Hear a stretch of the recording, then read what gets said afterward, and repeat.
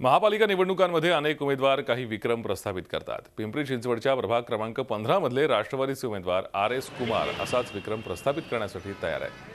सलग 6 वेळा नगरसेवक झालेले RS कुमार आता 7व्यांदा नशीब आजमावत आहेत। गेली 30 वर्ष RS कुमार निगडी प्राधिकरण या पिंपरी चिंचवड मधल्या प्रभागातून निवडणूक लढवत आहेत। RS कुमार यांच्यासोबत त्यांच्या प्रभागातून माजी महापौर राजू मिसाळ, भारती फरांदे, ज्योती भालेराव हे उमेदवार रिंगणात आहेत।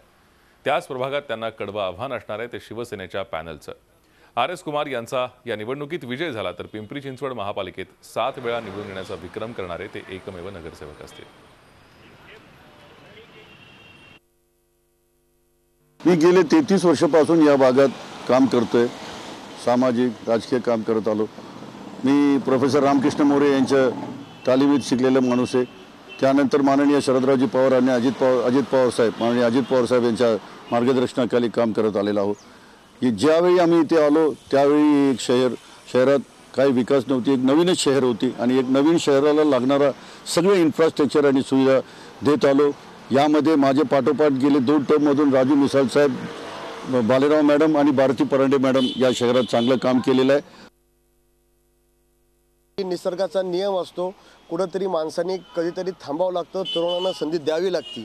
ज्याप्रमाणे क्रिकेटमध्ये सुद्धा सचिन तेंडुलकर हे एकदम महान फलंदाज होते, तरी त्यांनी कुठेतरी रिटायरमेंट घेतली आणि महेंद्रसिंग धोनीला संधी दिली। त्यांनी सुद्धा आज 3 वर्ल्ड कप भारतासाठी आणले।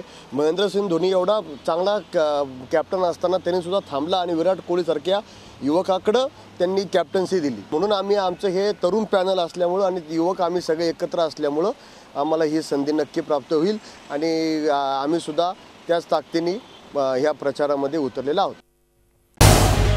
झी 24 तास रहा एक पाऊल पुढे।